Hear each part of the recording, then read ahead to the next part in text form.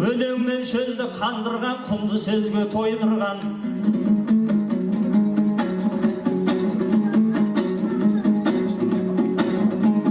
Есенгүлдей құрбымды көсемше шығып жіберді, жұбайы болып алған соң өлең жазуды қойдырған.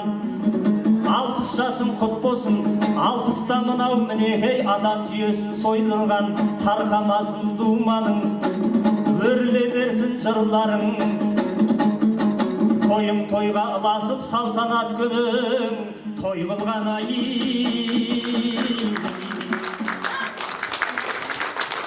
Баяғы 90 жылдардың ішінде келгеннен бастап өлеңдерімен көзге шалынды. Содан кейін мәңгі көк аспан астында дейтін тұмарлы таңбет сондай бір шығармаларын, кітаптарымен, өлеңдерімен келіп өзінің әдебиеттен орын алды. Кейін мына прозаға ауысқанша бұл поэзияда керемет жақсы бір арғымақтың жалынан ұстап мінгендей бір шарықтап жүрді. Сосын кейін бұл ерлік пен қаһармандықты жырлауды өзінің бір үлкен тақырыбына айналдырды. Зұқа батыр, Оспан батыр, бұл біздің Бақытбектің мынау әдебиетке алып келген, енді басқа да жазған адамдар бар, бірақ оларды қайталамай Бақытбек өзінше жырлап, өзінше басқа қырынан жаңағы батырлық қырларын, адамгершілік қырларын аша білді сол адамдар, сол мықтыларымыздың шынын айтқанда.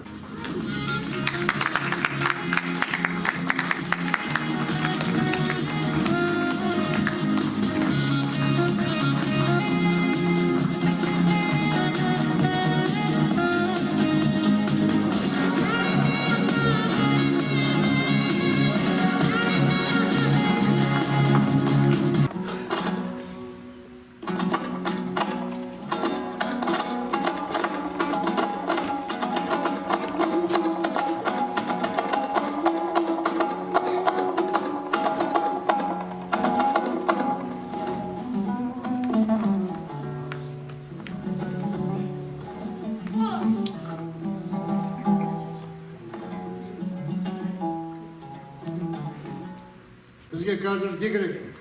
Қазақтарға рух керек. Біз қатты жақсылап бір оянуымыз керек. Бел қолымызға тиген кезде әр адам өзі қолынан келген еңбегін осы еліміздің көк байрақ туы желбіреп, әрқашанда құламай, өзіміз егеменді ел болу Алла тағала бізге сол бұйырып тұр. Соған бәріміз үлесімізді қосайық.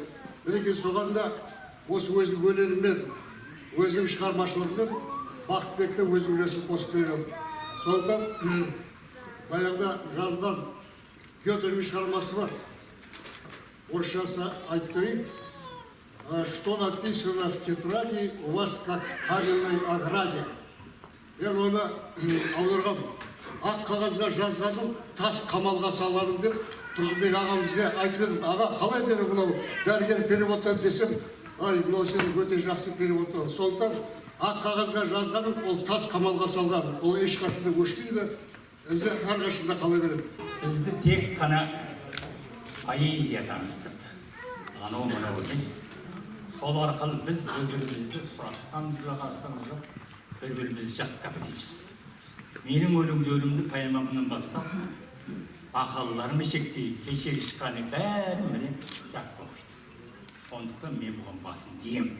Бас сондай жақсы істейді, мен өзім жалғыз өлеңім бар, жаттап білемін. Соны мен оқып үшін оқып білемін, көкейге жерде оқымаймын да, дәл осы кім үшін оқып білемін. Туған жер. Туған жердің қармызы, аязыңмен жуындыр. Туған жердің балғызы, бұрыммен буындыр. Туған жердің бұлағы, толқыныңмен ақмене. Туған жердің жыланы, шырылдатып шақмene. Туған жердің желдері, аузыма құйытымды туған жердің белдеуі. Деген. Туған жердің қасқыры темір ақын сүйегін, туған жердің тасқыны сен осылай сүйер. Бәрекелді, Жәрген аға жасаңыз. тарихтың да кешірген қаталарын, бейітті де жоқ бүгінде аталарым. Құм ішінен іздемей қасиетіңді, мен де қалай тып-тыныш аталамын. Арқалаған қаманы қасіретін, қанын судай ағытып жасыл өзің, болашақтың жан бергіш бақыт үшін мың атаның жыр қылдым қасиетін. Арылмайды тектілік сүйептелден, арғымақтар алтын жал сүйіп келген, қойсам деген рухыңа сөзден белгі, тәмам болды бір арман ниеттенген, деп айтып келіп, тамаша айтып бейнелеп. Тартпасын деп азабын бодандықтың, бабаларын бел шешпей оран бұлттың, кісінеген кермеден жұмыр бесті, бармын дейді жер тарпып, боланмақтың. Жаным, жер тарпыған бесті, арғымақ бүгін өзіңсің. Сенен кейін келетқан арғымақ ұландар, қыз бен жігіттер, жалғай бергей жолыңды. Біз айтып отқан батыр бабалардың жолын жалғаған, сіздей азаматтар, қазақ сөз өнерінің осындай батыр ұлдары, қыздары, өркендей бергей, көбейе бергей. Тойыңыз құтты болсын. Көл сағынған аққудай келем аңсап, атамекен аша бер құшағыңды, деп елдеп еңіреп, жердеп жерік боп, Монғолиядан біз келгенде 28-ші шілдемен қауысып отыр екенбіз. Сол кезде нардың ботасындай боп, ұйтақандай еріп келген бақытбегіміз, Аллаға тәубе Москвадан жоғарғы мамандық алып, филология ғылымдарын меңгеріп, ғалым атанып, аудармашы боп, журналистер одағына, жазушылар одағына мүшеге қабылданып, бүгін Асқаралы 60-қа келгеніне таңғалып отырмыз.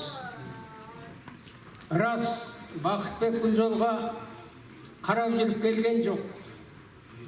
Өнердің барлық саласына араласа жүріп, елмен ел боп, жермен жер боп, баршаларыңыздың орталарыңызды, алақандарыңызды әсіп жетіліп, бүгінге жеткен екен. Атам қазақтың салты ғой. Қажет жетсе, бір атым түсіп беретте, көңіліне келсе бір атым Насыбайға өкпелеп қалады.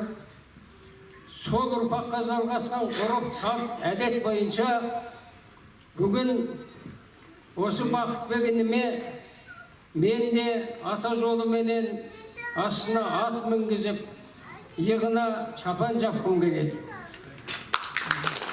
Тарих кейде адамдарды сылтың қылатыны бар. Сондай күннің бір парасы болып тұрғандай. Себебі бүгін тарихта осы Қызыл империя,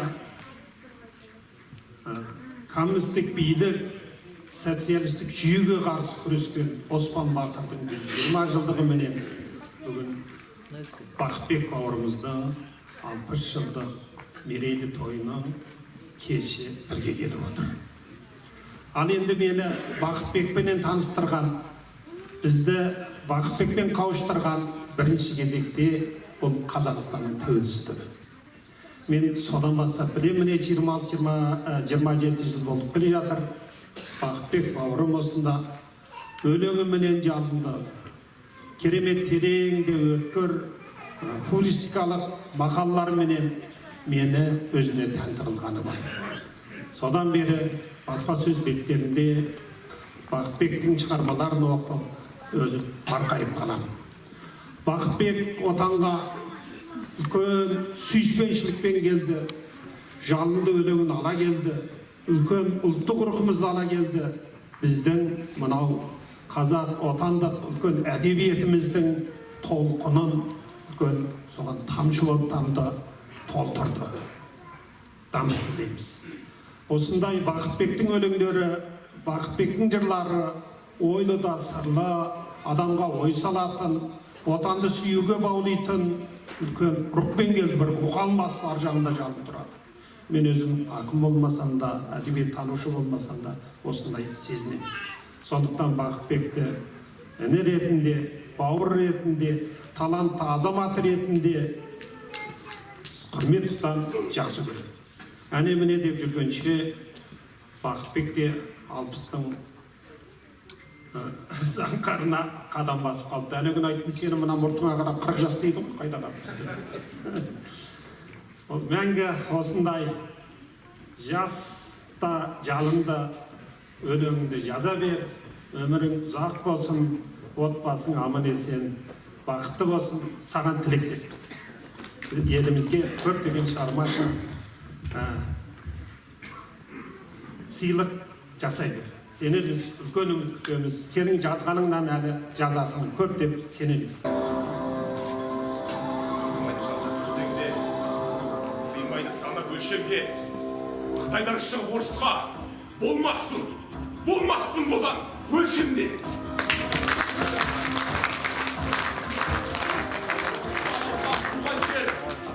Құтқару мақсат Алтайда.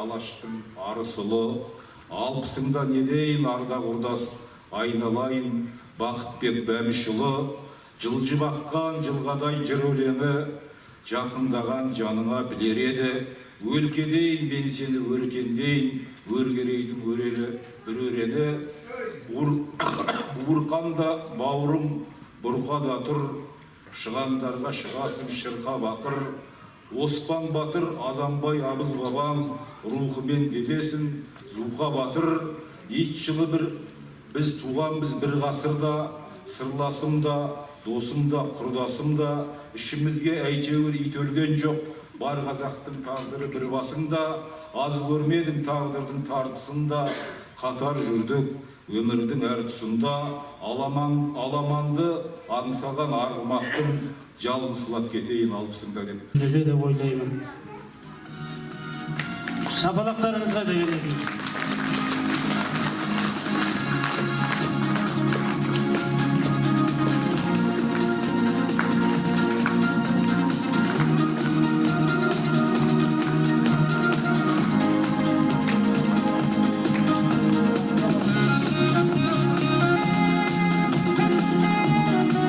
Бақытбектің творчествосында мен ерекше бір айтатын жағдай, бұның шығармашылығында дәстүрлі классикалық қазақ поэзиясының үлгісі бар. Дәстүрлі классикалық деген астын сызып айтып отырмын. Неге? Дәстүрсіз ештеңе жоқ. Бәрі топырақтан өнеді. Ал кім жаңалық ашам, көкесін көрсетем дейтіндер қатты қателеседі. Әлем әдебиетінде ондайдың талайы болған. Сол Маяковскийлерден бастап иманжистер, акмеистер болған, талай истер болған. Тіпті мақтап жүретін Уитменнің өздері прозамен жазған, Мұқағали оны ұйқасқа түсірді. Сол үшін сын есітті. Уитмендер дақпыртпен ғана ақындар. Оған қарағанда Бернстер, Байрондар, Гетелер, Гейнилер, классиктер. Неге? Олар өйткені дәстүр, топырақтан өнген, классикалық үлгідегі дүниелер. Мен неге Бақытбектің шығармашылығын жақсы көремін? Осыны жақсы көремін. Дәстүр қазақтың классикалық өнерінің үлгісі. Бүкіл классиктердің бәрі дәстүрден өнген. Бір истен өнген классикті көрген жоқпын. Сол айтып жүрген Кафка, Камюйлер дегеніңіз классиктер емес. Белгілі бір топтың көтерген адамдары ғана Нобель сыйлығына. Сондықтан Бақытбек мен бұрыннан өзіңе жақсы көремін. Және Бақытбектің бір кереметтігі көп жұмыс істейді. Біздің Ақиқат журналының белсенді авторы. Бір мақаласын жерде қалдырмаймыз. Жариялап отырамыз. Сосын Есенгүл қарындасымды өте жақсы көремін. Түркістан газетінен әріптес ретінде жақсы көремін. Қарындасым ретінде жақсы көремін. Үлкен қаламгер деп есептеймін. Уақыттың тынысын, уақыттың тамыршысы деймін Есенгүлді мен сыртынан. Неге? Әр журналист уақыттың тамыршысы болу керек. Бақытбектің мен поэмаларын, өлеңдерін, шығармаларын оқимын. Тіпті мақаласындағы стилистика ұнайды маған. Ал Бақытбек болсын, мен сені жақсы көремін, сыйлаймын, әріптесім ретінде айтып отырмын ғой. Біз қатты араласып кеткен ағайынбыз десем өтірік болады. Ондайымыз жоқ. Бізді табыстырған өлең, сосын Алматы, сосын сөз. аз сөз деген ол үлкен нәрсе. Сосын амандық, саулық. Біз кездескен жерде кәдімгі құшақтасып, 40 жыл көрмеген ағайын туысқандай боламыз. Сондықтан құтты болсын. 60-ға мен саған өткірдің жүз деген кітабыңды алып келдім. Бақытжан аға бұның ішіндегі ең мықты мақалаларымды заң газетін оқыған. Сондықтан құтты болсын, аман бол. Мына кітап менің. Бақытбек Бәмішұлы шын мәніндегі бүтін болмысымен, бүкіл талантымен, махаббатымен, келбетімен, кісілігімен шын мәніндегі ақын. Ақын деген негіз осы. Бақытбекке таласқа түсті жан мен ту жан емес, маған керегі көк тудың желбірегені деп мен өлең жазғанда, көк туды мен жырлағанда, берсең бер, бермесең қой азаматтық, әйтеуір арман жолын аман астық. Қазақтың көк паспортын қолын ал деп, кетемін ұрпағыма аманаттық деп, қазақтың көк паспортын жырлағанда.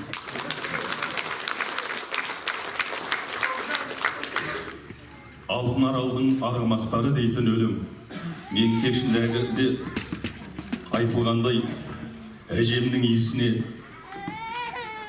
інімнің иісі деп жазған. Сосын алтын аралдың арғымақтары деген өлең арнау жазып келдім. Бұл негізі музыкасымен жазған едім.